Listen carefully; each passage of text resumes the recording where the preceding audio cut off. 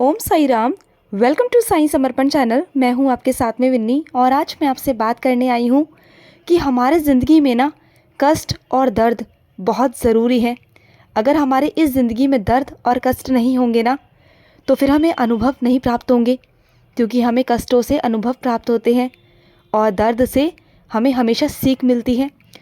और हमारे ज़िंदगी में दर्द और कष्ट तो लगे ही रहते हैं, क्योंकि अगर कष्ट और दर्द नहीं होंगे ना तो हमें कभी भी सुख का एहसास नहीं होगा और हम अपने साईं के कभी करीब नहीं जा पाएंगे, ईश्वर के कभी करीब नहीं जा पाएंगे। क्योंकि जब हमें सुख मिलता है ना तो हम ईश्वर को याद नहीं करते। हम कब याद करते हैं?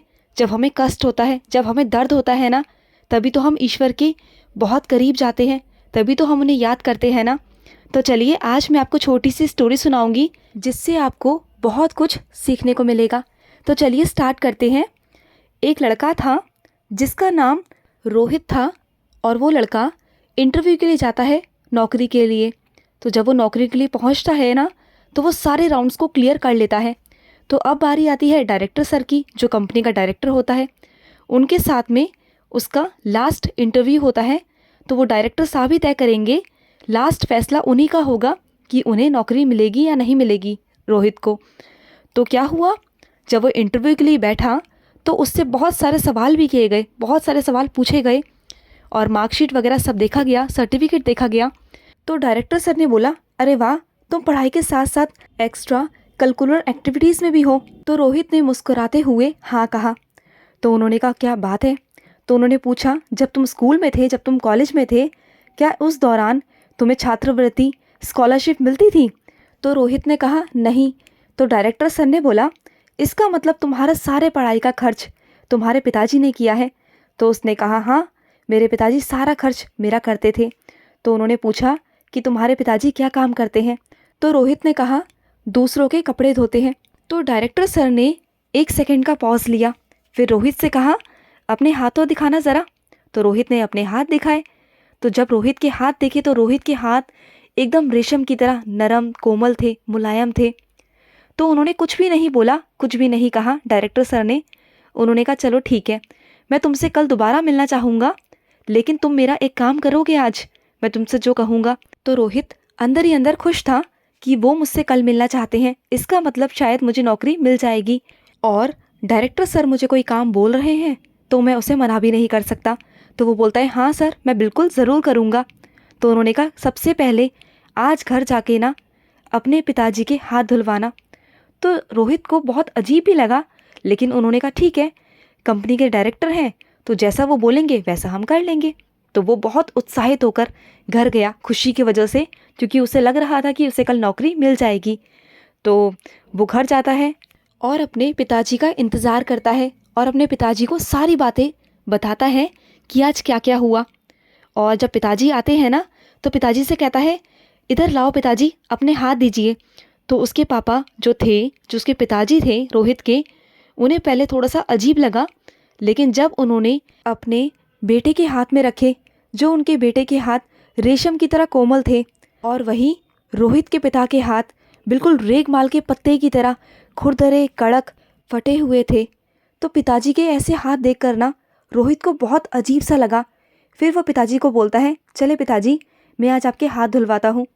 तो जब वो अपने पिता के हाथ धुलवाने गया ना, जब पानी उन हाथों पर पड़ रहा था ना, तो वो जो चुभन थी ना, जो दर्द था, वो रोहित के पिता की आंखों में साफ नज़र आ रहा था, उनके चेहरे पर साफ नज़र आ रहा था। और हाथ धुलवाते धुलवाते ना रोहित के आंखों में भी पानी आ गया, उसकी आंखें भी भर आई और उसके पिता की आंखें भी नम हो गई, क्योंकि जो उसके पिता समझ पा रहे थे कि मेरा बेटा आज एहसास कर रहा है मेरे उस दर्द का, जो मैंने इतने बरसों से उससे छुपा कर रखा था, दूर रखा था, आज उसे मेरे दर्द का एहसास हो रहा है। मेरा बेटा मेरा दर्द का एहसास कर रहा है, क्योंकि उनके पिता ने हमेशा कष्ट को झेल कर, बर्दाश्त कर करना रोहित की अच्छी परवरिश करी, एक अच्छा सोचा, उसका एक अच्छा फ्यूचर बनाया, उसे उस लेवल तक लेके गए जो हर माता पिता ले जाना चाहते हैं अपने बच्चों को। तो राकेश उस वक्त ना कुछ नहीं बोला, कुछ नहीं कहा उसने अपने पिता से, लेकिन सारा काम जो भी था ना अपने पिता का उसने खुद किया। जितने भी कपड़े थे ना उनके पिताजी के पास जो आए हुए थे, रोहित ने सारे कपड़े खुद धोए और अपने पिता से एक भी काम नहीं करवाया। सारा काम रोहित ने खुद किया और उसके पिता मना करते रह गए, लेकिन इस बार रोहित ने एक नहीं सुनी, एक नहीं मानी। सारे घर के काम खुद किए, कपड़े भी खुद धोए और खाना बनाकर अपने पिताजी को अपने हाथों से खिलाया। और अगले दिन रोहित अपने डायरेक्टर सर से मिलने गया ऑफिस में।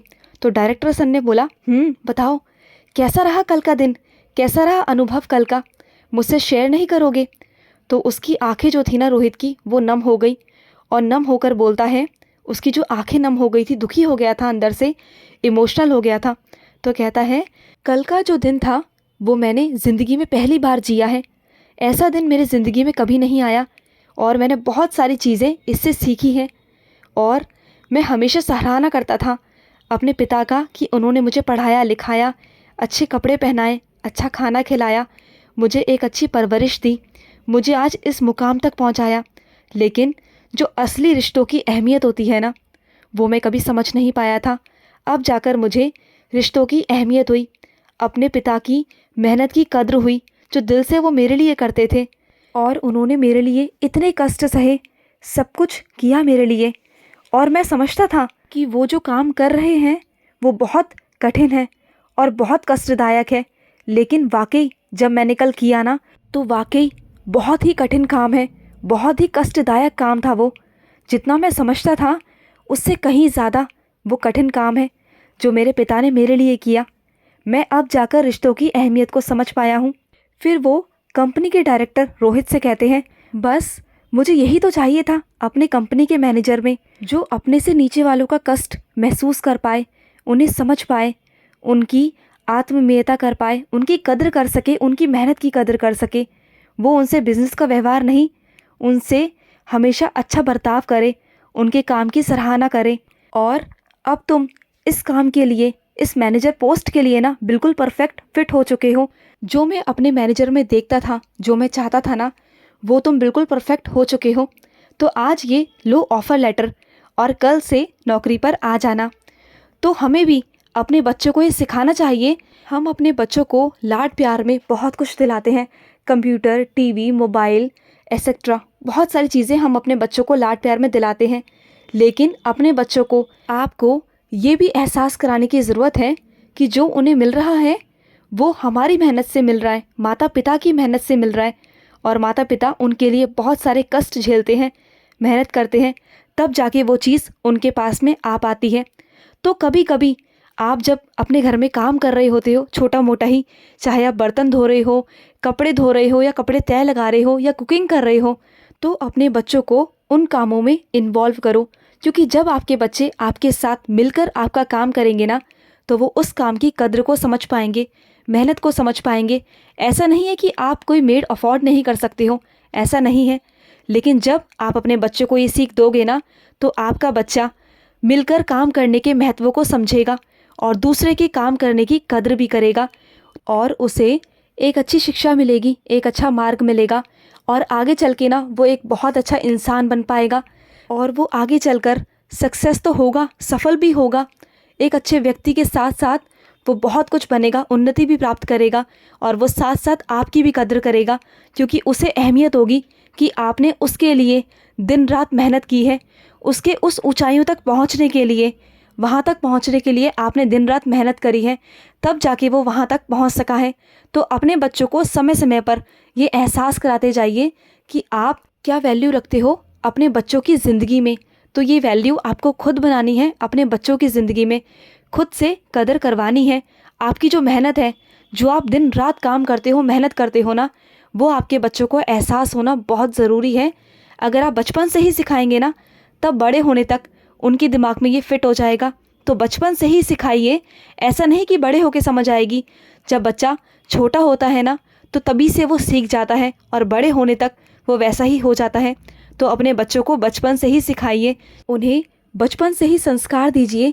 जैसे संस्कार उनमें जाएंगे, आगे चल के वो वैसे ही बनेंगे। तो आई होप आपको ये इन्फॉर्मेशन अच्छी लगी होगी। मिलते हैं नेक्स्ट वीडियो में, तब तक के लिए मैं लूँगी समाप्ति। ओम साई राम, जय साई राम।